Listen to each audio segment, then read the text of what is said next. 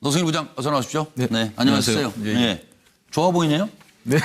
뭐 어떻게 지내세요? 요즘에 그 K스포츠 재단은 정상적으로 출근하고 있고요. 아, 그거 아직 있어요? 재단이? 네네. 지금 문체부에서 설립 취소하라고 설립 취소에 대한 문건을 보냈는데 네. 문체부에서 주장하는 설립 취소 그 요건이 네. 저희로서는 받아들이기가 좀 힘들어서 저희가 그래도 설립 취소가 되더라도 저희가 만만치 않네요. 억울한 면은 좀 밝히고 그다음에 저희가 설립 취소하는 게 낫지 않겠는가라고 네. 생각해서 거기에 대한 대응을 하고 있고요. 그럼 직원들 다 월급 나오고요. 아닙니다. 지금 직원들 월급 못 받은 지 3개월 이상 됐습니다. 아, 그래요? 네. 왜 못 주게 돼 있는 거죠? 당시에 그 정동춘 전 이사장님께서 네. 나가시면서 이제 그 급여 계좌에 대한 부분을 비밀번호로 바꿔놨어요. 그래서 저희가 접근을 못해요. 참, 정말 시작하면서 정말. 이야, 어떻게 오늘 심하게 할 수가 없겠습니다. 아니, 가만히 있어요. 그 이름, 저 정동춘 이사장은 그러면 안 나와요? 예, 그 1월 13일부로 그 임기가 만료가 됐기 때문에 출근 못하고 있는 상황입니다. 아니, 그리고 다시 한번 통장 비밀번호를 그러면은 이사장 혼자 알고 그 사람이 통장 관리를 했다는 얘기예요? 그러니까 그 재단에 있는 사용인감을 갖고 나가서 그 거래은행에 가서 비밀번호를 다 바꿔놓은 거죠. 이거는 법적으로 처벌 대상이에요. 그래서 저희도 그래서 이걸 이럴 수가 없어요. 네, 예. 뭐 이런 이사장이 있어요? 뭐 이런 재단이 있고. 예. 아니, 그리고 왜 그걸 그만둬요? 가만둬요? 석 달 동안이나 당장 찾아가지 도장 내놓으라고. 저희가 그래서 이제 법적으로 지금 대응하고 있고. 아니, 법보다도 그냥 찾아가라니까요. 빨리 어디서 하는지 몰라요? 압니다. 여유가 있으신 모양이네. 그림 좀 석 달이나 월급 못 받는데 지금 뭐 이게. 조금 진정하셔야 되겠습니다. 화가 우리 나시더라도. 저희도 똑같은 마음이긴 한데. 월급을 안 받은 적이 없나 봐요, 그래도. 이재희 교수는. 저는 월급 못 받아본 적이 있어가지고. 그럼 큰일 나요, 이거. 아, 그럼요. 그렇잖아요. 생계가 걸려 있는데 직원들을 불러다가 놓고. 재단은 저 최순실이가 만든 거. 최순실이가 만든 거죠. 맞습니다. 그럼 그렇다고 봐야죠. 예. 그래서 지금 마음이 급해가지고 아직 시간이 많으니까 6시 33분 이제 하나씩 풀어보도록 하겠습니다. 박근혜 전 대통령이 최순실이 나서는 사람이 아니어서 본인이 비선이 아니라고 생각했다 이런 진술을 했다는 거예요. 이 의미부터 우리 패널들께 여쭤보면서 제가 잠깐 설명해 드리겠습니다. 자, 이름도 여러 개, 호칭도 여러 개, 정말 미스터리한 인물입니다. 최순실. 1956년 이름은 최필려였습니다. 네, 최필려. 79년에 최순실이가 됩니다. 그리고 2014년에 최서원으로 등장합니다. 시녀 같은. 또 한쪽에서는 최 선생님으로 불리고 노 부장님은 최 회장님으로 불렀나 봐요? 네, 맞습니다. 그리고 고영태 씨 얘기로는 청담동 아주머니 인상이었다. 차은택 얘기로는 최순실은 보스. 그 영향력에 놀랐다. 장시호 이모를 거스를 수가 없다. 대빵이다. 이영선 휴대전화에 선생님 이렇게 저장돼 있고 정호성은 대외적으로는 없는 사람인데 나타나가지고 이게 시끄러워진 거 아니에요. 전 대통령은 나서는 사람이 아니다. 이렇게 생각을 하고 있었던 것 같습니다. 들어보시죠. 의견 듣자고 보낸 거잖아요. 예. 아니 의견 듣자고 보낸 게 아니라 이렇게 할 거다. 이렇게 발표된다. 그거를 왜 최순실 씨에게 알려줘요? 그동안 뭐 대선 때도 같이 쭉 해왔고 그리고 최순실 씨는 기본적으로 저희 입장에서는 없는 사람입니다. 그러니까 대외적으로 없는 사람입니다. 이 사람이 존재하지 않고 그냥 뒤에서 아무도 모르게 조용히 도와주는 사람이었지. 근데 안타깝게도 지금 이 상황까지 오게 된 게 이분이 이렇게 밖으로 이렇게 뭔가 등장하면서 뭔가 일이 지금 이렇게 꼬인 것 같은데. 증인이 지금 얘기한 그 말이 결국 비선 실세라는 거잖아요. 그러니까 예, 됐습니다. 네, 이 얘기에 대해서 패널들의 생각을 쭉 듣고 그리고 노승일 부장에게 궁금한 것들을 하나하나 질문해 나가도록 하겠습니다. 노 변호사님 다 쓰셨네요? 네. 이거 서둘러서 간단히 말씀. 그러니까 원래 그 박근혜 전 대통령이 최순실 씨를 지칭하기를 시녀 같은 사람이다. 네. 그리고 사실은 평범한 가정주부라고 생각했다 이런 얘기를 하지 않습니까? 네. 그러면서 최순실 나서는 사람이 아니라서 비선이 아니라고 생각했다. 이 말의 뜻은 저는 비선이 무슨 말인지 몰라요. 이 얘기 같아요. 왜냐하면 나서는 그래야- 사람이 아닌 게 비선이거든요. 그러니까 비선이 국정농단 했다는 거하고도 끊어지네요. 그렇죠. 그게. 예, 모든 예. 게 다 거기서. 이재용 교수님은. 네, 저도 뭐 똑같은 생각인데 이게 뭐 말인지 막걸리인지 박 전 대통령이 사실은 이 비선이라는 말 자체 진짜 잘못이에요. 비선이라 하면 보이지 않는 곳에 숨어서 할 수 있는 일을 다 한다. 이게 아마 비선의 정의고 아마 시청자들께서도 공감하실 텐데요. 이 말은 본인 스스로가 비선임을 인정하면서 비선이 아니라고 생각했다. 말인지 막걸리인지 구별이 안 된다. 박서희 박사. 네, 얼핏 들어보면은 뭐 말이 되는 것 같은데 따지고 보면 말이 안 되는 말을 궤변이라고 얘기합니다. 궤변. 그걸 네. 궤변이라고 얘기하죠. 네, 네. 이렇게 말하면 되는 거예요. 박근혜 전 대통령이 최순실 씨요 나서는 사람이 아니라서 비선이라고 생각했다. 이렇게 말하면 말이 되는 거예요. 네. 그죠? 네. 나서는 사람이 아니라서 비선이라고 생각했다. 나서는 사람이 아니 그것이 말이 맞는 얘기잖아요. 그렇게 얘기를 하면 아니 안 아니 되죠. 그러니까 아니 말은 그러니까 말이 있어요. 궤변이 네. 아닌 정어는 정상이라. 나서는 사람이 아니라서 비선이라고 생각하면 말이 돼요. 그렇죠. 근데 나서는 사람이 아니어서 비선이라고 생각하지 않았다고 얘기하면은 도대체 무슨 생각을 하시는 분인지 이해가 안 돼요. 무슨 이해하려고 생각을. 그러지 마세요. 그래서 그것을 어려워요. 이해하지 않고 궤변이라고 얘기하는 겁니다. 어려워요. 네. 그리고 저 이 실장님. 네, 뭐 다 앞에서 다 말씀하셨어 사실. 근데 뭐, 뭘 써놓으셨네. 예, 또 썼습니다. 노승일 오늘 초대 손님인데요. 패널인 줄 알고 자기가 쓰셨나 보다. 조금 있다가 맨 마지막에 궁금한 게 맨 마지막에. 저기 사실 진짜로 저기 뭐야. 이 이정현- 안에서 아, 진짜 헷갈려. 예. 이종근 실장님. 이 안에서 박 전 대통령의 생각이 드러난 부분이 있어요. 진짜 믿고 있어요. 비선이 아니라고. 진짜 비선이라고 네, 그럴 생각하는 수도 거는 있어요. 아니라고 맞아요. 생각을 하고 실제로 시녀처럼 자신을 도와주는 사람, 평범한 청담동 아줌마 또 비서처럼 자신의 네. 모든 일을 다 한 사람이 왜 무슨 비선이냐라고 말이 지금 안 항변을 돼. 하고 있는 거죠. 그런 것 같아요. 서영호 소장은? 네, 저도 그 최순실 씨 저 글에 대해서 몇 가지 지우고 몇 가지 첨가하면 되는데요. 네. 최순실 나서는 사람 아니라 해서 나서는을 빼고요. 비선은 아니라고 생각한다 해서 아니 대신 이상일 넣으면 되는데요. 그럼 뭐가 그럼 최순실 사람 아니라서 비선 이상이라고 생각했다. 이 얘기 뭐냐면 최순실이 상상력. 대통령의 의료, 재테크, 스포츠, 인사, 문화 뭐 모든 것을 다 관장하지 않았습니까? 이건 뭐 제가 볼 때는 뭐 이건 사람을 넘어서는 능력을 가진 사람이기 때문에 아마 대통령은 비선이 아니라 그 상황이라고 생각한 게 그 아니라 물어보면 되잖아요. 그렇게 능력이 대단했어. 신선. 노부장 보시기에 최순실이? 저도 이제 앞에 이제 반대를 썼는데 그럼 설명하세요. 최순실은 비선이 아니라 리모컨이 아니었나. 저는 이렇게 생각합니다.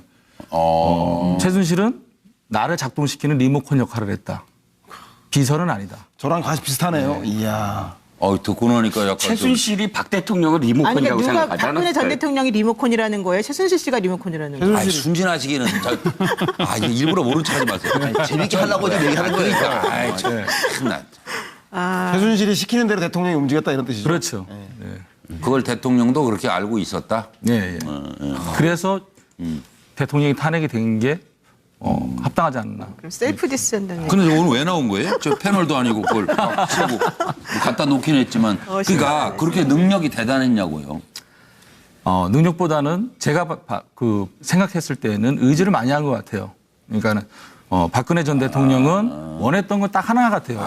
대통령의 자리만 원했지 본인이 국정 운영을 어떻게 하겠다는 생각은 전혀 없었던 걸로 저는 생각을 하고 귀찮아했던 것도 같아요. 예, 몸도 피곤하고. 예. 그러니까 어떤 한 사람은 대통령으로서 나가서 대통령은 안 되지만 국정 운영을 해보고 싶었고, 그러니까 서로 박근혜 전 대통령과 최순실 이해관계가 맞아 떨어졌던 게 아닌가 저는 그렇게 생각했던 거예요. 그러니까 그냥 최소한만 움직여 준 거고 대통령은. 그러니까 최순실이 청밖의 대통령이라고 불렸지 않습니까? 청와대 밖의 대통령. 그런데 비밀리에 일요일마다 문고리 3인방하고 국정 운영을 논의했지 않습니까? 그리고 청와대에서 만든 그 요리사가 만든 음식을 좋아하고 중요한 말씀을 하셨어요. 청밖의 대통령. 중요한 말씀을 하셨어요 오늘 노승일 부장이. 궁금증이 해결이 됐어요. 그러니까 능력이 대단한 사람이어서가 아니라 네. 최순실이 그렇죠. 대통령이 의지하는 사람이기 때문에 엄청난 능력의 소유자가 돼버린 거다. 그렇죠. 그렇게 된 거죠 지금. 네네네. 그럼 대통령이 왜 의지했는지 궁금한데요. 대통령을 의지하게끔 자, 만든 질문하세요. 힘이 뭐예요? 네. 대통령을 의지하게끔 만든 최순실의 힘이 뭐예요, 그러면? 그 매력이? 그거는 잘 모르겠지만 40년 동안 같이 지내면서 본인을 떠받들고 수행하고 다 해줬잖아요. 그리고 정계 입문하게끔 만들고 그다음에 어떻게 보면 그 대선 때 정윤회를 통해서 많은 역할을 해줬잖아요.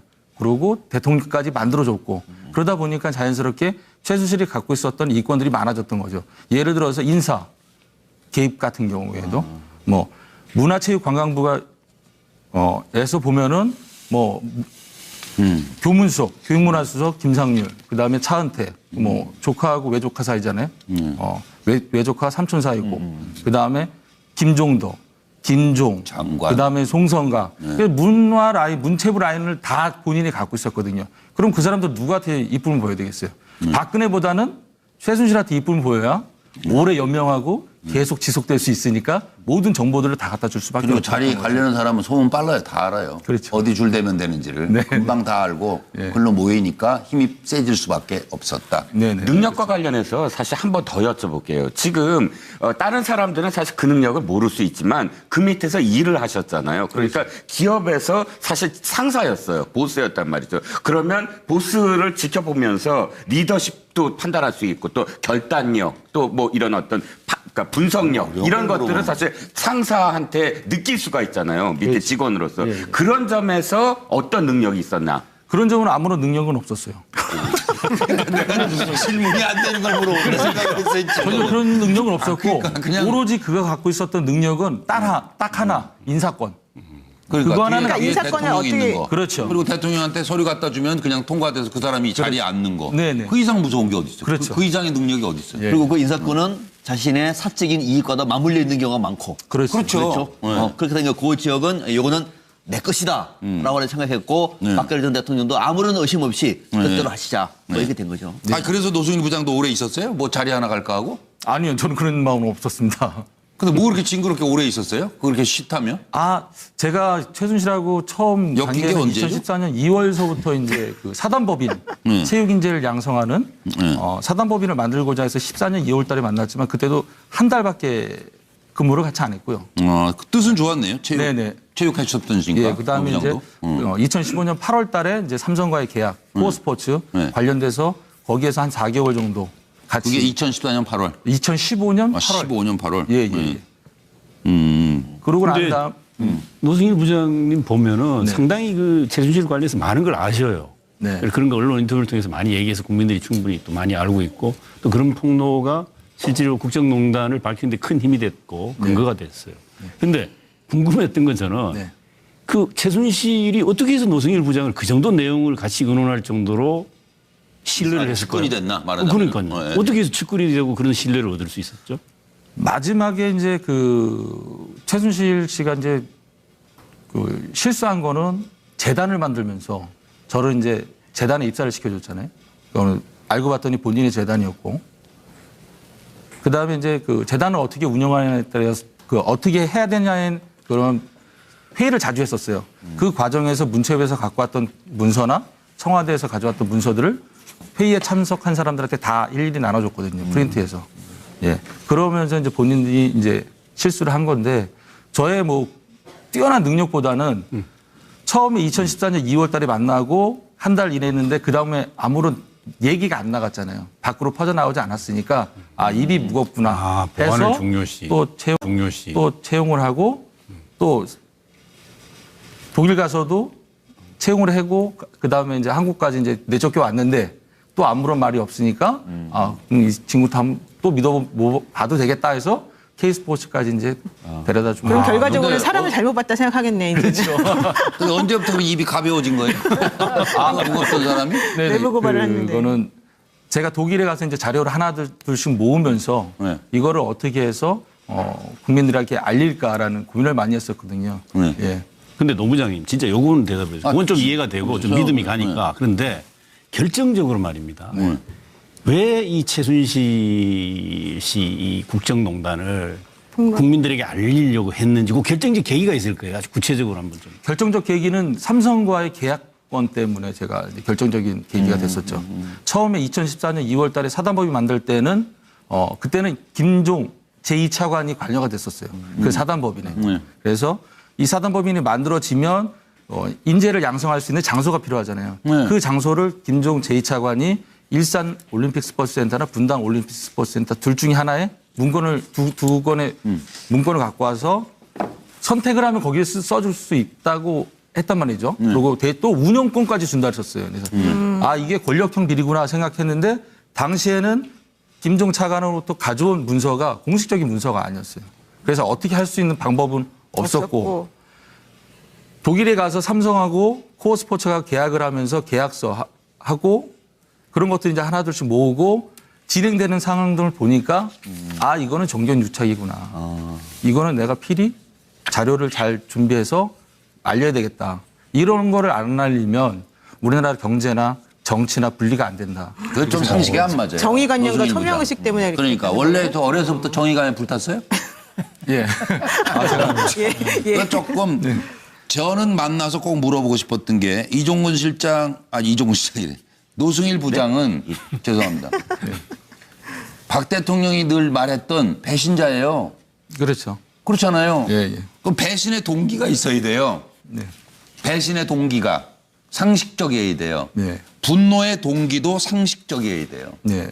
왜 갑자기 평범한 회사원이었던 노승일이 네. 갑자기 이 사회를 이렇게 흘러가는 걸 보면 내가 안 되겠다?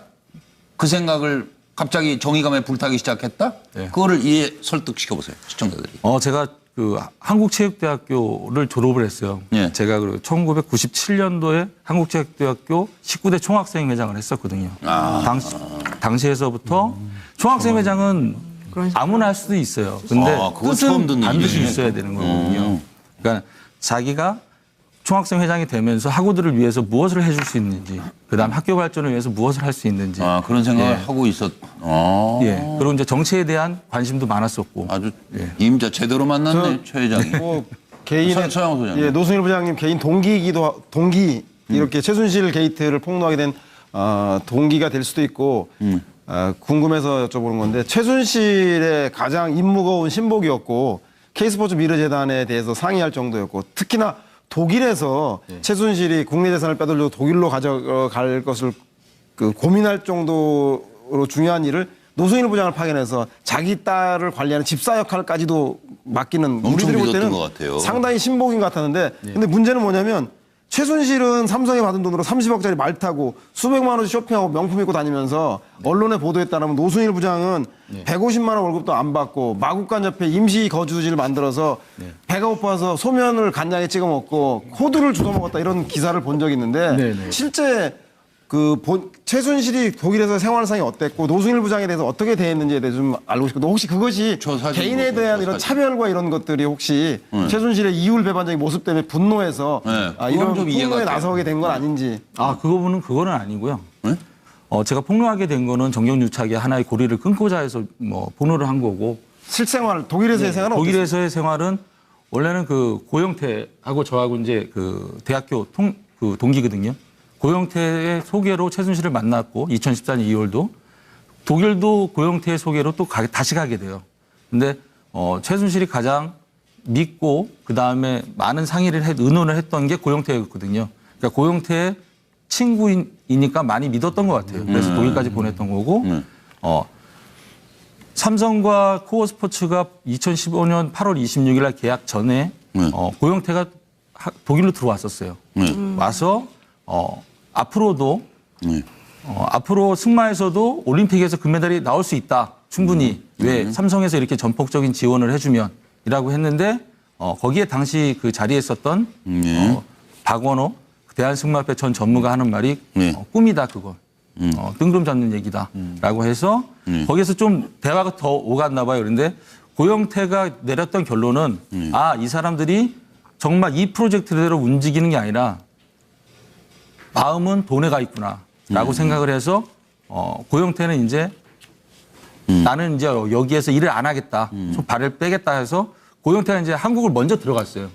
그 과정에서 최순실이 고영태 친구 노승일이니까 너도 들어가라. 이렇게 된 거죠. 그래서 저한테 저렇게 반대를 하지 않았나. 그리고 최순실 폭로를 노승일 부장이 결심하자 고영태가 말렸다 이 얘기했죠. 그리고 최순실 본인이 똑똑하다고 생각한다는 얘기도 했는데 이 부분에 대해서 조금 더 얘기해 주세요. 최순실이 본인이 똑똑하다고 이렇게 생각하고 있었어요? 인사권을 쥐고 있으니까 모든 자료들이 본인한테 먼저 오는 경우가 많나 봐요. 그러다 보니까 자연스럽게 지식들이 이제 습득이 되는 거죠. 그렇죠. 예. 그리고 자기만 하는 거거든요. 예, 예. 그리고 예를 들어서 박사님들을 모셔놓고 회의를 하더라도 예를 들어서 그 박사님이 얘기하는 게 아니다라고 얘기하면 그 박사님들이 아닙니다라고 얘기를 못 하는 거예요. 왜 그러면 인사권을 갖고 있기 때문에. 이해가 박사님 하는 얘기에 대해서도 예. 어? 모르시는데 그거 이렇게 하면 안 되고 저렇게 해야 돼요. 라고 얘기하면 그 박사님들조차도 네. 갑자기 자기가 공부하고 알고 있는 게 틀린 것 같아. 예, 예. 아이고, 저희가 맞아요. 아이, 그럼요. 내가 왜 그 생각을 못했지? 그렇죠. 아니면 최순실은 자기가 교수로 불리기를 최 교수님으로 불리는 걸 가장 좋아했다면서. 그거는 처음 들었어요. 그래요? 예. 처음에 그 2014년 2월 달에 만났을 어디서 때가 나오는 장소가 네. 그 압구정동 대통령, 박근혜 대통령 옷 만들었던 그 장소였었거든요. 네. 그때는 소장님이라고 불렀었어요. 그래서 그럼 그다음 제가 질문 준비한 게 실세유리 최순실이 다양한 국정농단 벌일 수 있었던 이유는 아까 설명이 된 것 같아요. 네. 대통령이 유일하게 의지했기 때문에. 그렇죠. 그리고 모든 최순실의 부탁을 대통령이 그대로 실행했기 때문에. 그렇죠. 그리고 지금 사단법인 처음 인연이 2014년 2월이라고 그랬죠. 네. 그러면 정인의 문건 폭로됐을 당시에는 제가 거기서 내용을 해고 당하고 네. 해고되고 난 이후에 이제 정윤회 문건이 이제 나타난 거죠. 2014년 2월에 만났고 최순실을. 네, 2월부터 그리고 이제 2014년 3월까지. 말쯤에 터진 거니까. 그렇죠. 그럼 2014년 2월 정윤회 문건 터지기 전에도 사실은 실세 1위가 최순실이었어요? 정윤회였어요? 최순실이었죠. 최순실이었죠. 정윤회 씨는 실세가 아니었었죠. 그걸 어떻게 알아요? 최순실 씨가 실세고 정윤혜 씨가 아닌 것을. 그 근거가 뭐예요? 그 이후에 이제 저도 이제 뭐 이렇게 스크랩을 하고 이제 습득한 걸 말씀드리자면 문고리 3인방이 원래 다 정윤회 씨 라인들의 그 사람이 사람들이었거든요. 드린 거니까. 근데 정윤회 씨가 여기에서 발을 떼면서 그들은 청와대에 그대로 남았잖아요. 네, 예. 그럼 그들은 누구를 잡았냐? 최순실을 잡은 거죠. 가만히 있어봐. 그거는 정윤혜 씨가 나간 다음에 그 사람이 잡은 사람을 말하는 거고 제가 질문하는 것은 네. 나가기 전부터 실세가 최순실 씨였다라고 하는 얘기를 지금 하는 거니까. 그러니까 나가기 전서부터 칠세가 최순실이니까 그러니까 그 근거가 뭐냐? 이 사람들은 문고리 3인방이 움직이질 않았잖아요. 그러면 정윤회랑 같이 나왔어요. 그러니까 정윤혜 라인인 줄 알았더니 알고 봤더니 그게 아니고 네. 그 정윤혜 나가도 건재한 걸 보니까 최순실 라인이었던 것 같고 최순실이 실세였다라고 생각한다. 그렇죠. 이제 와서 보니까 이런 건가요? 예. 그러니까 정윤회도 실세는 아니었다. 남편으로서 최순실이 시키는 거를 그냥 실행했을 그냥 실행하는 뿐이다. 사람으로. 네. 자, 네. 저도 하나. 아, 예, 좀 말씀하십시오. 이제 좀 다른 이야기인데 독일에 있으셨잖아요. 자, 지금 한간에는 지금 최순실 씨가 정인혜 씨와 함께 90년도 초부터 사실은 독일에 거점을 두고 많은 기업들을 만들었다. 뭐 페이퍼 컴퍼니 일본이 어쨌든 만들었다가 다시 뭐 사라졌다가 하면서 독일에 거점이 있었다는 거죠. 그리고 이번에 정유라가 몇 개월 동안 이렇게 언론에도 노출이 안 된 것도 독일에서 많은 사람들이 도와주고 있다. 그때부터의 어떤 기반 때문에 네, 네. 인맥이 있다라는 그런 거. 얘기들이 계속 자, 나왔어요. 그러고 마지막으로 최순실 씨의 이복 그 오빠가 주장하는 건 1조 원 가까운 그런 돈을 모았다. 최태민 씨 때부터. 네. 그것이 뭐 독일의 페이퍼 컴퍼니를 만든 게 다 독일 쪽으로 지금 그걸 다 빼돌린 게 빼돌렸다. 아니냐라는 어떤 의혹들이 있습니다. 실제로 독일에서 정유라 씨와 함께 생활을 하셨을 때 혹시나 정유라 씨를 만나러 오는 또 다른 독일의 어떤 교포라든지 어떤 인맥이 있었는지 또 실제로 돈을 많이 빼돌린 정황이 있는지. 그 추가해서 비슷한데 저도 좀 여쭤보면 언론에서 하나은행 독일 현지 법인장인 박승관 변호사, 윤영식 즉 데이비드 윤, 그다음에 장남수 대리 등을 조사해 보면 최순실의 독일의 전체적 재산 규모를 좀 알 수 있다 그런 얘기를 하신 적이 있는데 일간에는 아까 말한 8천억에서 1조 정도 되는 국내 돈을 해외로 빼돌렸다고 하는데 실제로 최순실의 독일 내의 재산 정도 규모가 어느 정도로 좀 느껴지시는지? 저는 최순실의 재산이 그렇게 많이 옮겨가 있는지는 저는 잘 모르겠어요. 다만 최순실은 삼성하고 계약 전서부터 계약 후에도 부동산을 계속 알아보러 다녔어요. 저랑 같이 다녔거든요. 한 달에 제가 최순실하고 같이 이동한 거리가 22,000km였었어요. 네. 굉장히 많은 곳을 둘러보러 다녔거든요. 그런 걸 봤을 때는 최순실이 그 당시에 가장 고민했었던 거는 뭐였냐면은 한국에 있는 본인의 돈을 어떻게 해서 합법적으로 독일로 빨리 갖고 올 수 있느냐 그 고민을 했었던 거거든요. 근데 그 문제도 본인이 잘 못 풀었었어요. 예, 그래서 1조 8천억 뭐 이거는 좀 제 생각에는 좀 아닌 것 같고 삼성을 통해서 이러한 기업들 유치를 통해서 돈을 빼려고. 예. 그러면 자연스럽잖아요. 네. 최순실은 코어 스포츠나 비덱을 만들어 놓고 삼성은 코어 스포츠에 돈을 주고 그러면 이게 최순실 돈이잖아요. 그러면 코어 스포츠는 이 돈을 빼서 부동산을 매수해도 되고 아니면 차명으로 자기가 돈을 관리해도 되고 쉽잖아요. 자기 돈을 안 옮겨도 되는 부분이잖아요. 근데 지금 이제 결정적인 게 박근혜 전 대통령이 뭐라고 그랬어요? 경제 공동체 아니다. 내 통장에 돈 들어온 거 있냐? 이렇게 얘기하잖아요. 예? 그리고 지금 상황을 보면 사실은 지금 전부 다 전면 부정하고 있는데 녹취가 그때 녹취하셨죠? 네, 제가 큰일 났네. 예. 큰일 났네. 예, 10월 27일. 그거 잠깐 들어볼까요? 네. 최순실 씨가 핸드폰에 대해서 굉장히 민감하게 반응을 하는 부분이 있어요. 이걸 한번 들어보시겠는데요. 여기에 이 전화하는 분의 목소리가 굉장히 이제 궁금해들 하셔서 제가 이분이 누군지 공개적으로 말씀을 드리겠는데 본인한테 전화해서 승낙을 받고 말씀을 드리는 겁니다. 이분은 정동춘 이사장과 같은 K재단에 있는 노승일 부장입니다. 네, 좀 틀어주세요. 그냥 쓸데없는 얘기 뭐하래요, 그거. 그 폰을 그래서 냈어요? 예? 그 폰을 냈어요, 그래서? 그 폰, 예, 모르겠습니다. 그 폰을 제출했는지 어쨌는지 아직 모르겠습니다. 큰일 났네, 뭐라고 얘기가 났어요? 정말 그랬어요. 예. 큰일 났네. 그러니까 예. 그한테 정신 바짝 차리고 걔네들이 네. 이게 완전히 그 조작품이고 얘네들이 이거를 이거 훔쳐가지고 이렇게 했다는 걸 몰아야 되고 이성원이도 아주 그 기획적으로 하고 돈도 요구하고 이렇게 했던 저걸로 해서 이걸 하지 않으면 우리를 안 시키면 다 죽고. 아, 큰일 났네. 아, 큰일 났네. 그거 왜 저 최순실 머리 위에 있었던 것 같아요, 노부장이. 그런데 저 이제 약간 얘기가 좀 궁금한 게 그 정청래 전 의원이 트윗에서 최근에 그런 얘기를 해요. 그 노승일을 괴롭히는 세력이 있다. 그런 얘기를 합니다. 그러니까 지금 그 전에 보니까 최순실 굉장히 무서운 사람이다라고 하는 그런 얘기를 한 적이 있는 것 같고. 근데 이런 거에 비춰보면 지금 그런 세력이 본인이 있다고 느끼는지 있다면 어떤 사람들이라고 보는 건지.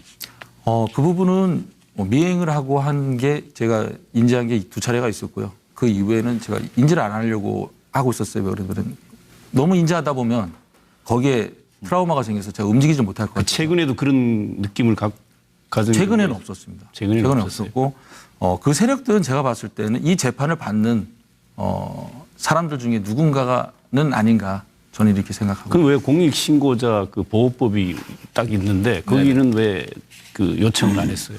요청을 안 한 건 저는 내부 고발자도 아니고 공익제보자도 아니에요. 그리고 제가 공익제보자로서 신청을 해서 제가 거기에서 뭐 보호를 받거나 또 생계비를 좀 받는 거는 그건 결과적으로 국민의 세금이잖아요. 근데 제가 국민의 세금을 받을 정도로 그렇게 떳떳한 일을 한 건 아니거든요. 그래서 제가 신청을 안 했어요. 녹취 저거 말고도 많이 있죠. 하나만 여쭤볼게요. 예. 지금 그 박근혜 전 대통령에 대한 재판에서 가장 핵심이 되는 게 박근혜 전 대통령이 최순실 씨랑 정말 경제적으로 이해관계가 같았냐, 경제 공동체였냐 이 부분이거든요. 근데 본인이 아는 한도 내에서 최순실 씨하고 박근혜 전 대통령 간의 경제적 이해관계나 그리고 공통관계를 입증할 만한 혹은 그렇게 우리가 말할 수 있을 만한 그런 거가 뭐가 있나요? 딱 하나만 말씀드리면은 의상실 관련이에요. 의상실에 근무했던 직원이 세 분이서 계셨거든요. 세 분이. 의상만 전담했던 분이 세 분이에요. 근데 이분들의 급여를 최순실이 줬어요. 그리고 이분들의 급여 한 분이 급여에 대해서 좀 불만이 있었어요. 나도 좀 올려달라고 해서 그러면 소장님하고 면담을 해봐라. 그래서 그 소장님이 최순실이었었거든요. 그래서 최순실하고 면담을 해서 급여를 올려줬던 게 최순실이었었어요. 그러니까 최순실은 뭐 옷값을 다 받았다, 뭐 했다, 뭐 하잖아요. 근데 그 의상실 자체가 최순실 거였어요. 운영도 최순실이 했고. 근데 대통령이 돈 다 지불했다고 그러잖아요. 의상실이 최순실이가 운영했다 하더라도 대통령이 옷값을 줬으면 상관이 없는 거라 그걸 가지고 경제공동체라고 할 수는 없을 것 같아요. 그러니까요. 대통령이 언제 돈을 줬대요?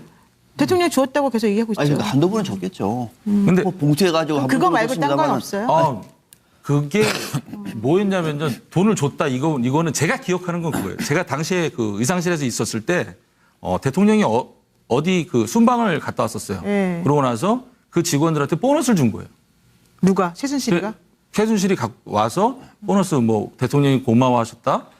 돈을 주셨다 하면서 보너스 주셨. 전 거기까지는 기억을 해요. 그러니까 지금까지 그 박근혜 그때 현금? 현금으로 줬죠. 그러니까 박근혜 전 대통령을 모시고 왔던 최순실 씨 입장에서는 옷을 해준 것이 청와대 들어갔을만이 아니라 그 이전에도 많았겠죠. 그걸 박근혜 전 대통령이 어디 시장 가서 옷을 샀겠어요? 그럼 누군가가 했을 것이고 그 누군가 했는 거는 결국 최순실 씨가 미용 의상실을 차릴 정도라고 얘기하면은 감이 잡히는 것이죠. 그래서 뭐 돈을 몇 번 왔겠죠. 그러나 전체적으로 그 옷이 값이 얼마며 대통령 되고 난 다음에도 얼마나 많은 옷들 입고 해외 다녔습니까? 그 돈을 다 지불했다고 다?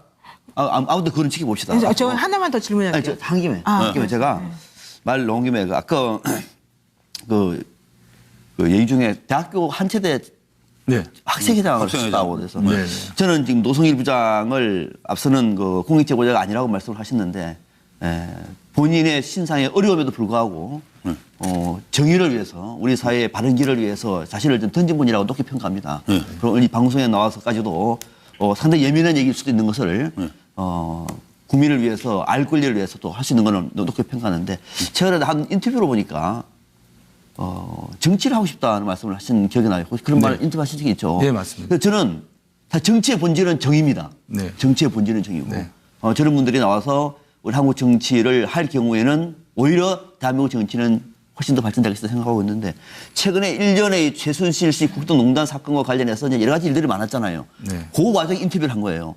혹시 이런 과정에서 정말 내가 정치를 해야 되겠다라고 확 와닿았던 어떤 그런 그 옛날부터 그런 생각했다가 아니라 최근에 있었던 특별한 어떤 계기가 어떤 게 있었을까? 왜냐면 왜 그 궁금하냐면은 그 계기에 결국은 정의라든지 자기의 양심이라든지 모든 게 녹아 들어있다. 포함되어 있는 거거든요. 그래서 제가 한번 물어보는 거예요. 제가 정치의 꿈은 그 1997년 총학생회장 되면서 이제 정치의 꿈을 가졌었고요. 그러니까 지금까지 살아오면서 정치의 꿈을 버린 적은 없습니다. 그런데 권력형 비리나 뭐 정의원 유착 뭐 이런 것들 봤을 때 정치가 바뀌는 거를 기다리지 말고 내가 나서서 정치를 하면서 바꿔보는 건 어떨까. 그래서 대한민국의 국민들의 공공의 이익과 행복을 추구해 주기 위해서는 내가 정치에 한번 나서보는 것도 괜찮을 것 같다 이렇게 생각합니다. 진짜 최 회장 임자 만난 것 같아요. 네? 그 고영태 씨하고 노승일 부장하고 친구죠. 네, 맞습니다. 의상실 녹화는 고영태 씨가 한 거죠. 네, 몰래 숨어서 한 거죠, 다. 녹취도 그거는 고영태가 그 의상실 녹취록은 CCTV예요.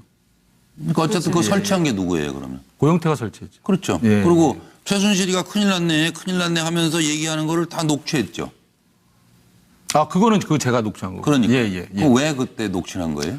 그때 저는 자료만으로 다 충분하다고 생각했어요. 그리고 사람을 속여가면서 이렇게 몰래 녹취하면서 그거 갖다 이제 증거 능력을 삼아가지고 하려는 생각은 없었어요, 의도는. 근데 당시에 제가 그 조사를 받고 있는 과정에서 담당 검사님이 최순실 씨의 음성을 좀 들어보고 싶다라고 말씀하셔가지고 그 부탁 때문에 제가 녹음 버튼을 눌러서 녹취를 한 거예요. 다른 부분은 없습니다. 하나만 제가 여쭤봐도 될까요? 네. 그 장시호 씨가 뭐라고 증언을 했냐면 그 최순실 씨가 박근혜 전 대통령이 구속된 이후에 구속되기 전인지 후인지 박근혜 전 대통령이 삼성동 자택에 2층에 가서 돈을 꺼내서 쓰게 되면은 그 아기 손자 뭐 유치원이며 학비며 이런 걸 할 수 있을 거다라고 얘기했다라고 했잖아요. 이제 그런 것들을 그 최순실 씨와 박 전 대통령의 경제적 이해관계가 같다라고 하는 측면에서 설명하는 그런 사람들이 있거든요. 혹시 그 관계를 알아요? 왜 최순실 씨가 박근혜 전 대통령의 집에 있는 돈을 가져다 쓰라라고 말할 수 있었던 것인지. 예, 저도 이번에 그 삼성 지난 5월 2일 날 삼성 재판 갔다 왔잖아요. 이재용 그 뇌물 재판에 증인으로 다녀왔었는데 그 전에 특검에서 잠깐 특검에서 저를 불렀었어요. 그래서 이제 그 전에 이제 조사 진술했던 거 확인해 보고 좀 재판 증인 나와달라고 해서 갔었는데 우연찮게 이제 그 장시호 씨를 만나게 됐어요. 그 과정에서 장시호 씨가 10억 얘기를 하더라고요. 그래서 거 봐라. 그러니까 10억이 그 박근혜 전 대통령 집에 있는 10억이라는 네, 거죠. 예, 그 돈이 원래 누구 거였다는 거예요, 그러면? 최순실 거. 예, 예. 그걸 박근혜 전 대통령 집에 갖다 놨다? 네, 예. 그거 갖다가 그 뭐를 어떻게 해라 뭐 이렇게 얘기를 지시를 했는데 본인이 그때 당시에 잘 못 이해를 못 했다는 거죠. 장시호는. 저도 좀. 그 어디 간 거야, 그 돈은? 그 금고는 어디 간 거야, 도대체? 네, 찾아야죠. 아니, 그러고 조금 전에 얘기하다가 왜 녹취했냐 그러니까 그전엔 그럼 녹취한 거 없다는 말씀이에요. 그렇죠. 거잖아요. 그거 한 검사가 이제 뭐 하나 최순실 음성이 필요하다 해서 그거 녹취를 한 거다. 네, 들어만 보고 싶다. 어떤 사람인지 인터넷에 보니까 사진은 봤는데 음성이라도 한번 듣고 싶다. 그래서 이제 녹취를 하게 된 거고. 그리고 박영선 의원한테 준 거고. 그렇죠. 박영선 의원님한테 제가 찾아뵌 거는 왜 찾아뵀냐면은 청문회 전에 그 서울중앙지검에서 중간 발표를 했었어요. 수사. 예. 근데 제가 조사도 많이 받고 자료도 충분히 다 제공했는데도 불구하고 중간 발표가 그렇게 제가 원하는 수준이 아니었죠. 예. 원하는 수준은 아니었어요. 그래서 이거 이상하다. 그래서 청문회에서 그럼 이거를 나타나면 더 좋겠다 생각해서 박영선 의원 찾아간 거죠. 지금 재수사가 필요하다고 보시는 거죠, 그럼 전면적으로? 전면적으로 저는 재수사가 꼭 필요하다고 봅니다. 네, 그러니까 녹취 같은데 우리가 민감했지만 자료가 충분하다는 건 네. 그거는 경제 공동체라는 입증할 만한 자료를 이미 충분히 경제 공동체를 모았다는 얘기예요? 그 자료를 자료예요? 입증할 만한 제가 이제 받았던 건 문체부에서 받았던 자료하고 네. 그다음에 이제 그 청와대에서 이제 받았던 문건들하고 네. 그다음에 삼성 관련됐던 자료들 그런 자료들 다 제공해 드렸고요. 경제 공동체에 대해서 그 판도라 상자를 열 수 있는 계기가 있었어요. 뭐냐면은 고영태가 박근혜 전 대통령 탄핵 전날에 제보를 했었어요. 무슨 제보를 했냐면 최순실이 은밀하게 문서를 보관해놓은 창고가 있다. 사무실이 강남에 예. 두 군데 있다. 네, 그때 그거 했다고 그 창고가 있다. 그래서 검찰이 안 주셨다는 거죠. 그렇죠. 압수를 안 했다는 9일 거죠. 날인데. 고영태가 구속이 되고 모 기자가 거길 가봤더니 벌써 물건들은 다 빠지고 없었다는 거죠. 아니, 저도 그리고 질문 저거, 하나 아니, 그거 하나만 제가 더 하고 기회 드릴게요. 그 큰일 났네 아까 들어보고 바로 물어보려고 그랬는데 큰일 났다 그래놓고 그때 왜 들어왔어요? 사실은 독일 가가지고 무슨 장기 은신을 하거나 네, 뭐 그러려고 했던 거 아닌가 저희들이 그렇게 생각을 했거든요. 네. 그래서 안 들어올 거다고 그랬어요 저희는 사실은. 그런데 금방 들어왔잖아요. 그럼 무슨 약속이 있었던 거예요 대통령하고 아니면 뭘 믿고 그랬는지 그걸 잠깐 준비된 내용 듣고 와서 답을 좀 구하겠습니다. 비선 시스를 뽑으셨는데 지금 심정에 대해 한 말씀 부탁드립니다. 한 말씀 하시죠! 박근혜 대통령과 무슨 관계이십니까? 국민이 누구는지 한 말씀 하시죠! 이렇게 하면 아무 말도 안 했습니까? 국민 여러분께 한 말씀 해주세요. 조금만. 뭐라고요? 죄송하다고요. 여기 누르고 있어. 네, 좀 답을 주세요. 그거 어떻게 된 건지. 독일에서 최순실이가 어디로 갔다 들어왔죠? 영국으로 갔다 들어왔나요? 네, 네덜란드를 통해서 들어온 걸. 영국을 통해서 들어온 영국. 예. 영국 공항에서 탄 걸로 돼 있습니다. 네, 예. 그 전에 이제 제가 그 녹취했을 때 끝 말미에 나도 이제 곧 들어갈 거라고 얘기를 하거든요. 그럼 원래 들어가기로 약속이 돼 있었나 네. 보죠 대통령하고. 저 녹취록을 잘 들어보시면 나도 곧 들어갈 거라고 해요. 그래서 저는 수일 내 29일, 30일 이렇게 생각했던 거예요. 저는 녹취하고. 몰랐던 거죠. 안종범 전 정책수석이 뭘 줬어요?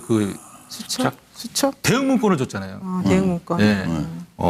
이번 그 검찰 조사의 대응 문건을 이제 네, 맞아요. 줬단 말이죠. 그래서 제가 그걸 찢어진 걸 제가 붙여가지고 검찰에다 제출을 하고 그랬단 말이죠. 그러니까 청와대에서는 이걸 은폐하기 위해서 조직적으로 움직였었던 거예요. 대응 문건도 갖고 뭐 케이스포트 주고 미르도 주고 뭐 정경련도 주고 그래서 조사받으면서 이런 질문하면 이렇게 대답해라. 말을 맞춰놔야 되잖아요.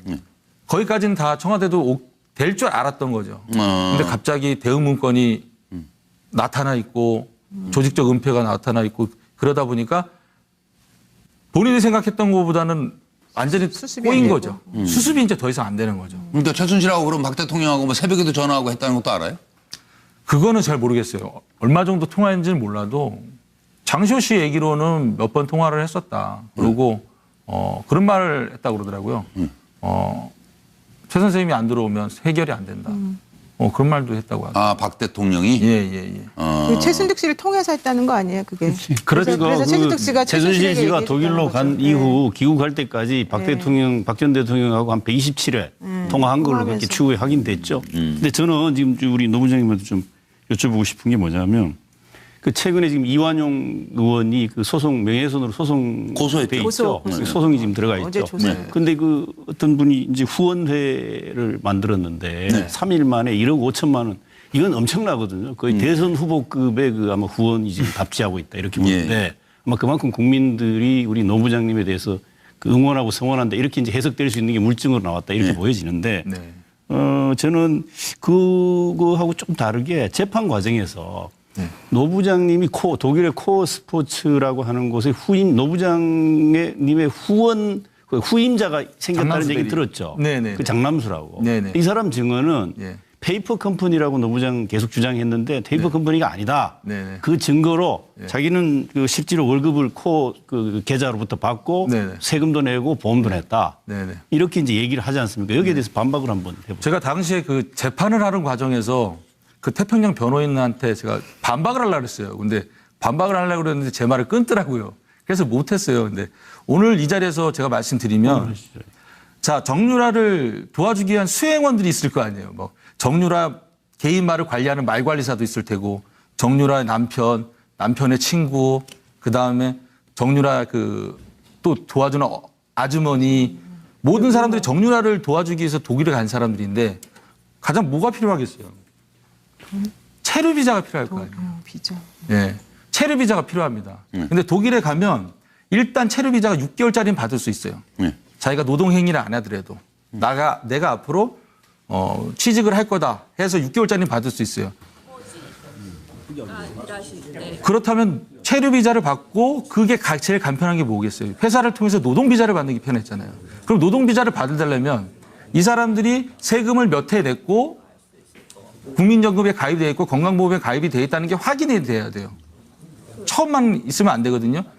그런 방법으로 체류비자 때문에 그런 방법으로 그것 때문에 그 법인 계좌를 통해서 급여를 받았던 거지.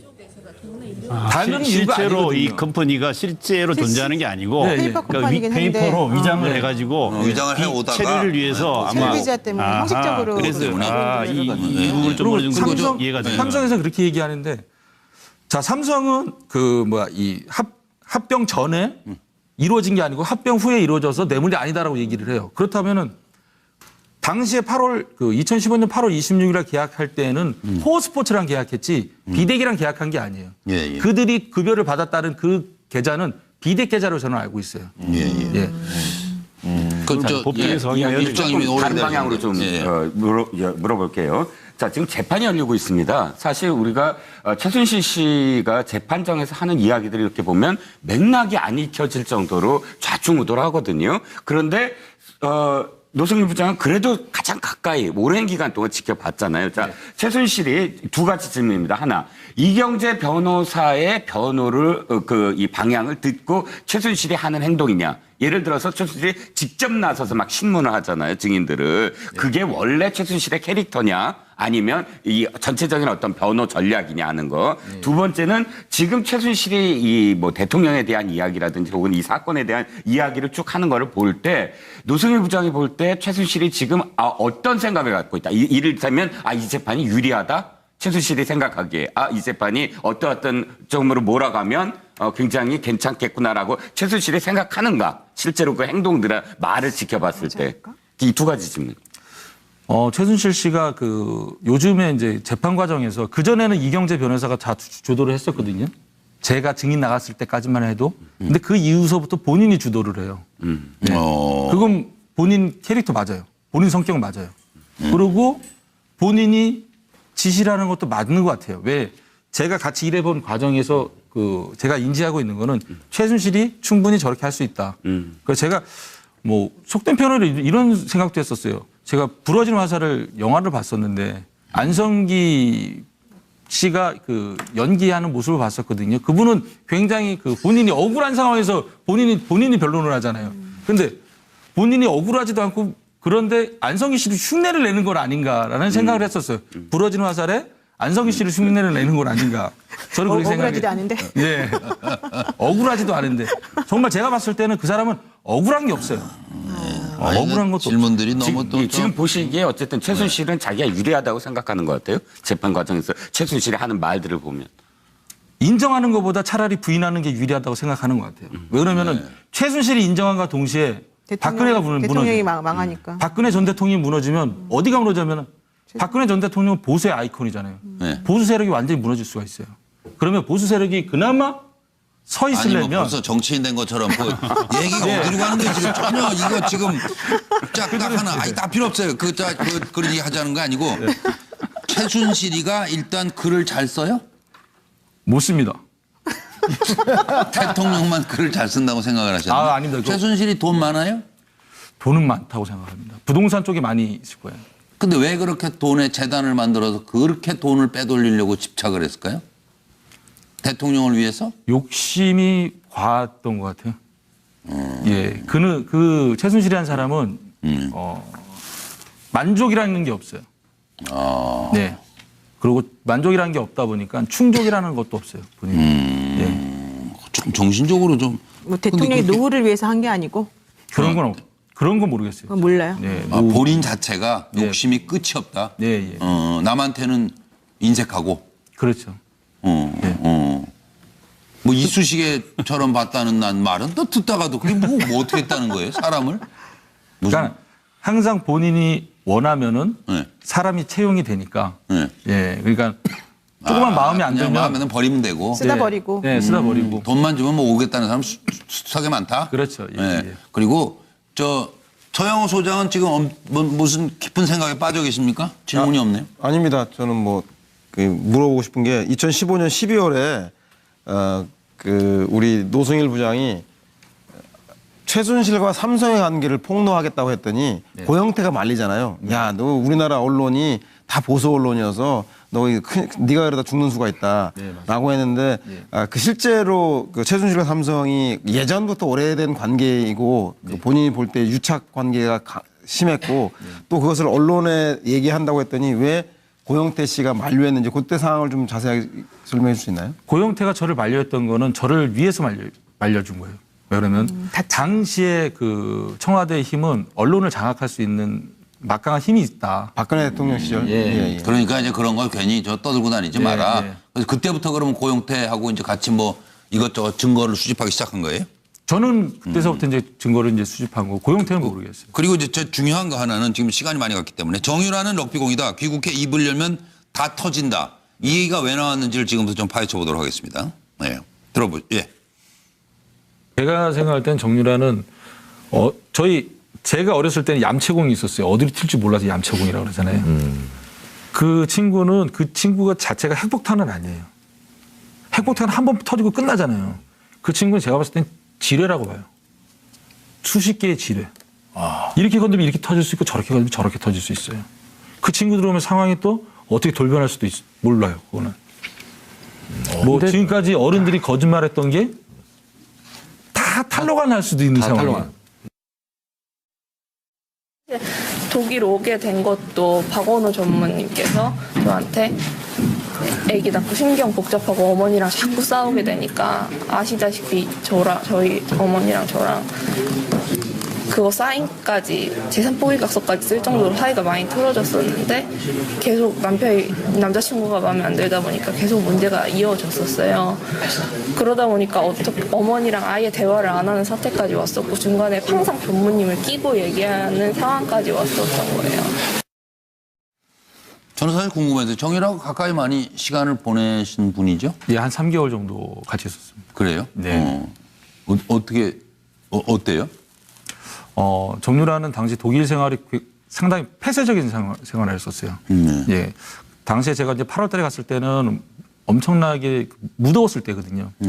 에어컨도 없는 집에 창문도 다 닫아놓고 커튼도 다 친 상태에서 아무도 밖에서 안을 보지 못하게 그렇게 해놓고 살았거든요. 그렇게 살지?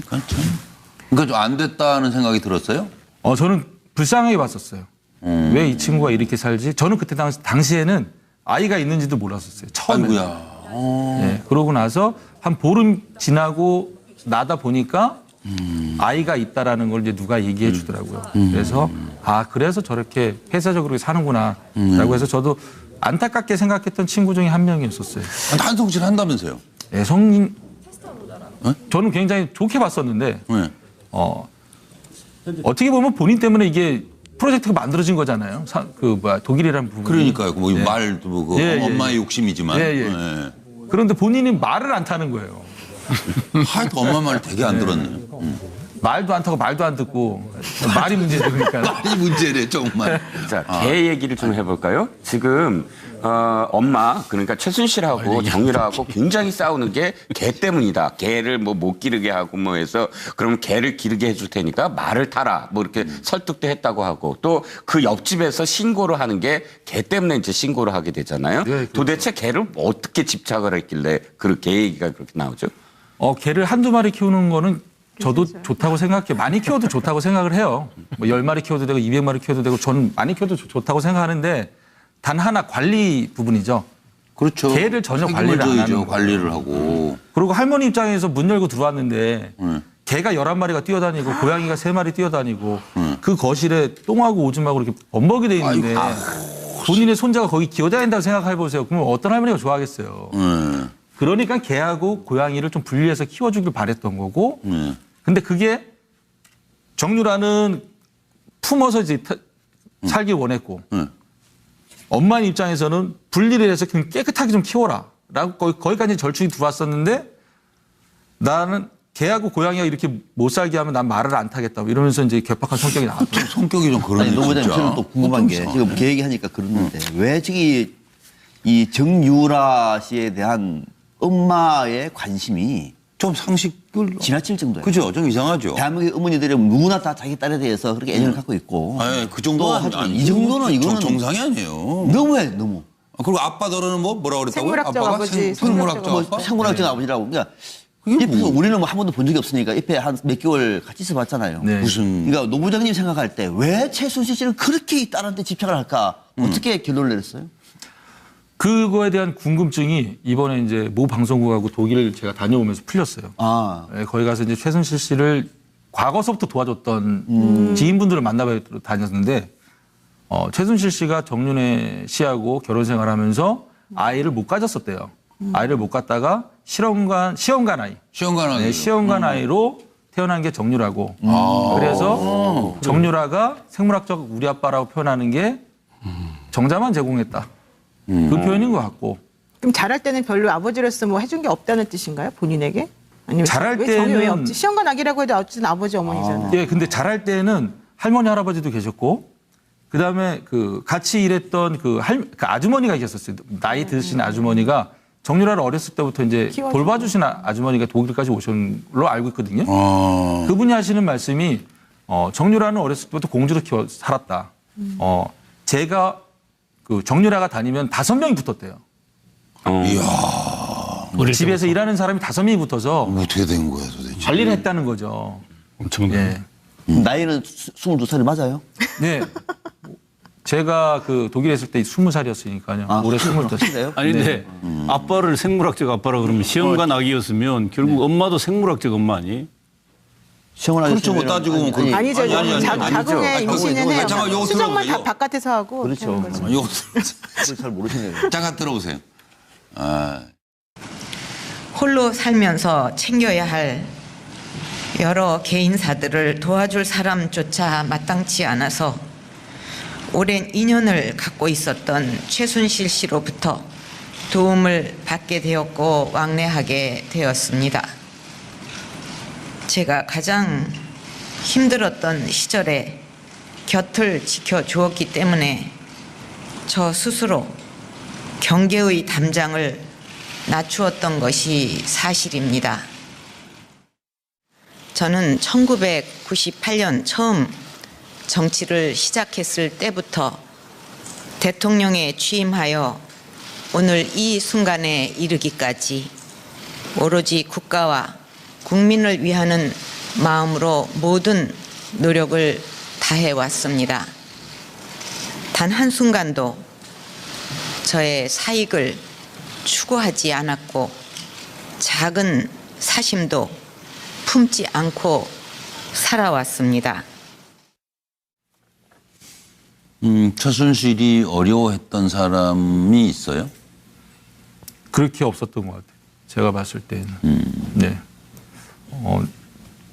저희가 그 K스포츠가 태권도 시범단이 있었거든요. 그 태권도 시범단을 만들게 된 동기가 박근혜 전 대통령 멕시코 행사 순방 때문에 문화 행사로 이제 태권도 시범단이 필요한데 거기 그래서 만들어진 거거든요. 본인이 스케줄을 갖고 오면 본인이 다 고쳐요. 최순실이 태권도 시범단은 뭐 15분 아니면 뭐 20분, 뭐 순서는 어디, 그다음에 이렇게 본인이 다. 도대체 뭐 이 정권에서 그 전 정권에서 뭐 하던 사람이었어요, 그러면 최순실이? 실세죠, 실세. 그러면 최순실이 최근에 한 말 있잖아요. 대통령에 대해서 자기는 아이돌 스타처럼 좋아했고 또 존경도 하고 여러 가지 수식어로 붙인단 말이에요.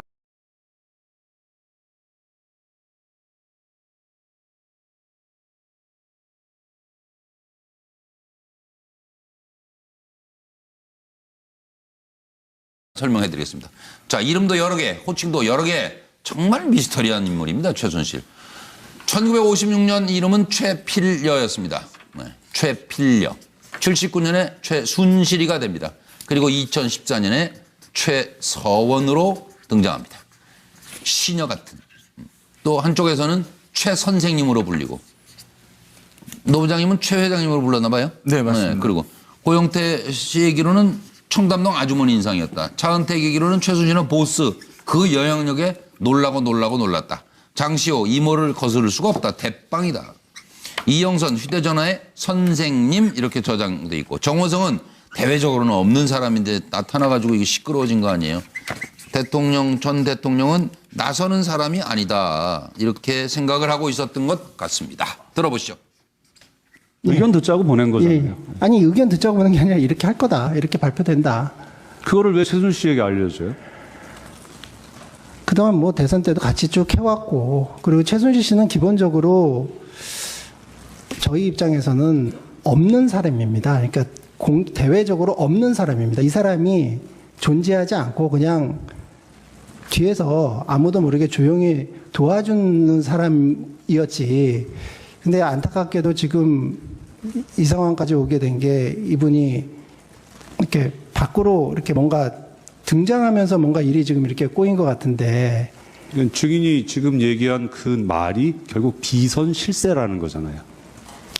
그러니까 예, 됐습니다. 네, 이 얘기에 대해서 패널들의 생각을 쭉 듣고, 그리고 노슬 부장에게 궁금한 것들을 하나하나 질문해 나가도록 하겠습니다.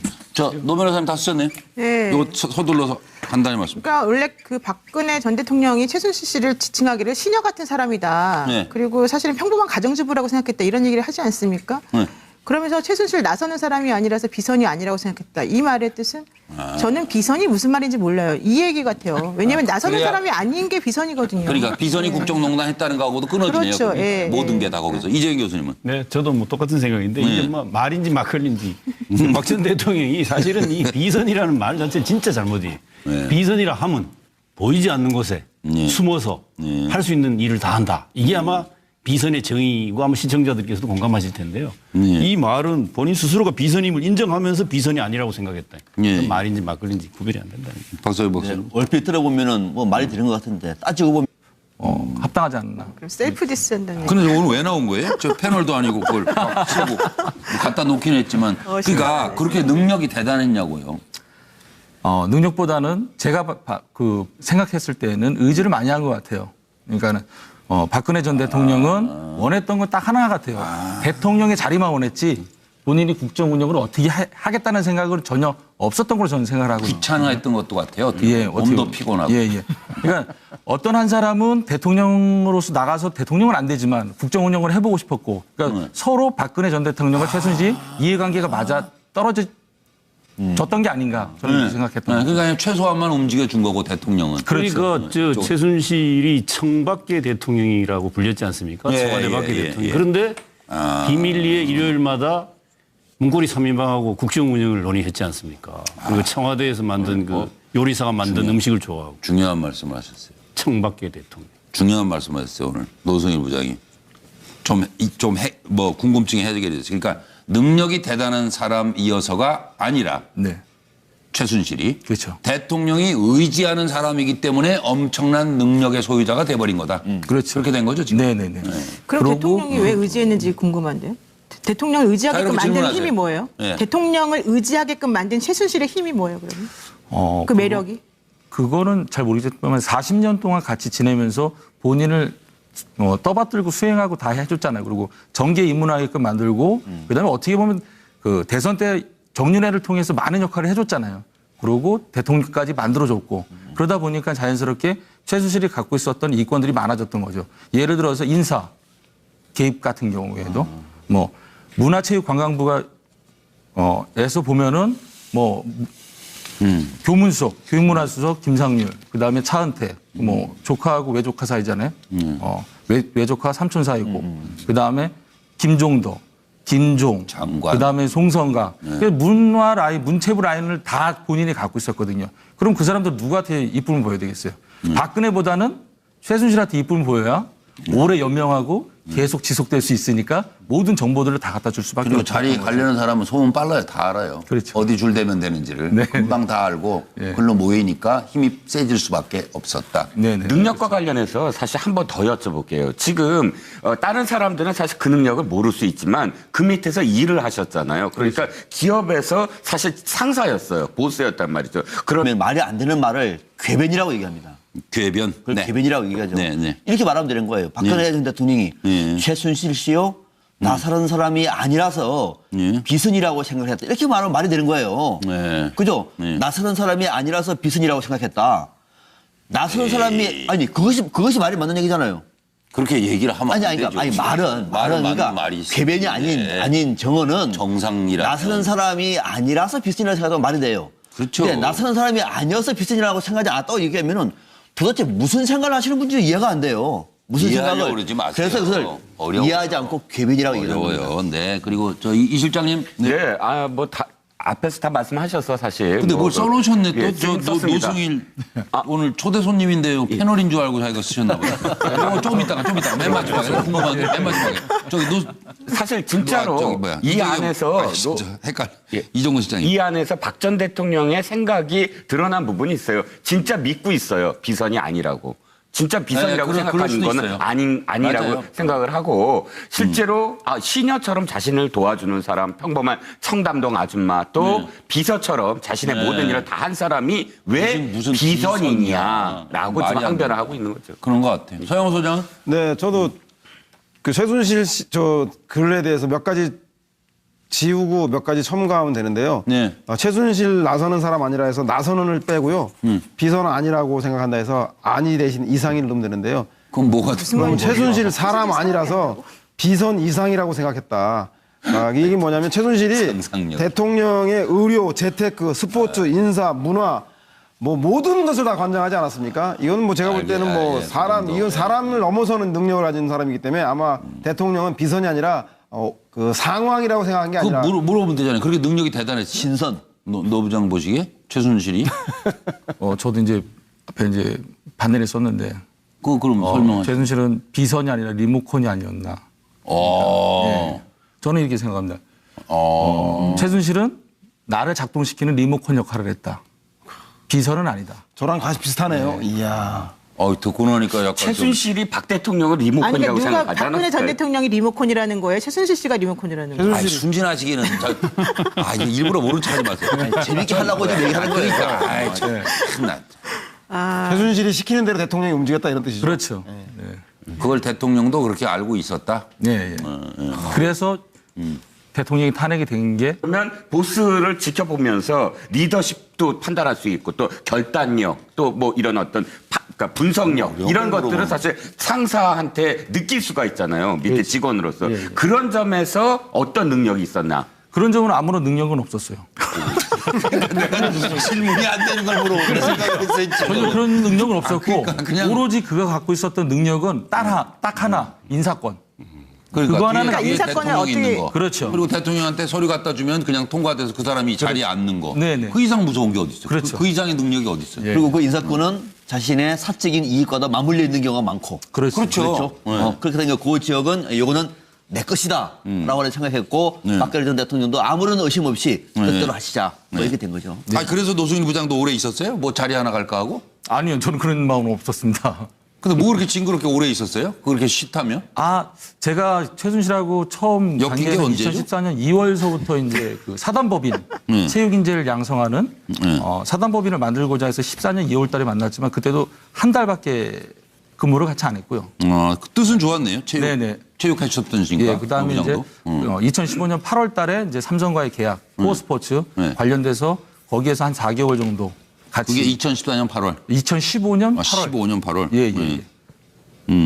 그러고 난 근데 다음 노승일 부장님 보면은 상당히 그 최순실 관련해서 많은 걸 아셔요. 네. 그런 거 언론 인터뷰를 통해서 많이 얘기해서 국민들이 충분히 또 많이 알고 있고 또 그런 폭로가 실제로 국정농단을 밝히는 데 큰 힘이 됐고 근거가 됐어요. 그런데 궁금했던 건 저는 그 최순실이 어떻게 해서 노승일 부장을 그 정도 내용을 같이 의논할 정도로 신뢰를 했을까요? 측근이 됐나 말하자면. 그러니까요. 어떻게 해서 측근이 되고 그런 신뢰를 얻을 수 있었죠?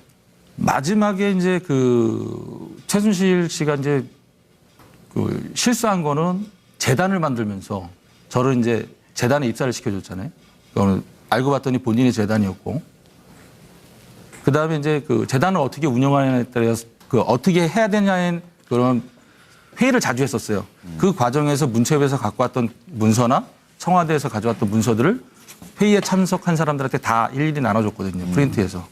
예. 그러면서 이제 본인이 이제 실수를 한 건데 저의 뭐 뛰어난 능력보다는 처음에 2014년 2월 달에 만나고 한 달 일했는데 그 다음에 아무런 얘기가 안 나갔잖아요. 밖으로 퍼져나오지 않았으니까 아, 일이 무겁구나 보안을 해서 중요시. 또 채용을 하고. 예. 노승일 부장 어서 나오십시오. 네. 안녕하세요. 안녕하세요. 예. 좋아 보이네요. 네. 뭐 어떻게 지내세요? 아, 요즘에 그 K스포츠 재단은 정상적으로 출근을 하고 있고요. 아, 그거 아직 있어요? 재단이? 네네. 지금 문체부에서 설립 취소하라고 설립 취소에 대한 문건을 보냈는데 문체부에서 주장하는 설립 취소 그 요건이 저희로서는 받아들이기가 좀 힘들어서 저희가 그래도 설립 취소가 되더라도 저희가 억울한 면은 좀 밝히고 그다음에 저희가 설립 취소하는 게 낫지 않겠는가라고 생각해서 거기에 대한 대응을 하고 있고요. 그럼 직원들 다 월급 나오고요? 아닙니다. 지금 직원들 월급 못 받은 지 3개월 이상 됐습니다. 아, 그래요? 네. 왜 못 주게 돼 있는 거죠? 아, 당시에 그 정동춘 전 이사장님께서 나가시면서 이제 그 급여 계좌에 대한 부분을 비밀번호로 바꿔놨어요. 그래서 저희가 접근을 못해요. 네. 정말 시작하면서 정말 이야 어떻게 오늘 심하게 할 수가 없겠습니다. 아니 가만있어 봐요.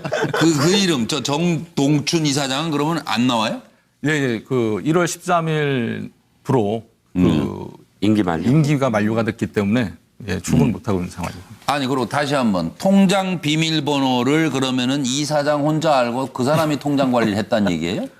그러니까 그 재단에 있는 사용인감을 갖고 나가서 그 거래은행에 가서 비밀번호를 다 바꿔놓은 거죠. 이거는 법적으로 처벌 대상이에요. 그래서 저희도 그래서 이걸 이럴 수가 없어요. 네, 예. 뭐 이런 이사장이 있어요? 뭐 이런 재단이 있고. 예. 아니 그리고 왜 그걸 그만둬요? 저 가만둬요? 석 달 동안이나 당장 찾아가지 도장 내놓으라고. 아, 저희가 그래서 이제 법적으로 지금 대응하고 있고요. 아니 법보다도 그냥 찾아가라니까요. 빨리 어디서 하는지 몰라요? 압니다. 여유가 있으신 모양이네. 그림 좀 석 달이나 월급 못 받는데 지금 뭐 이게 조금 진정하셔야 되겠습니다.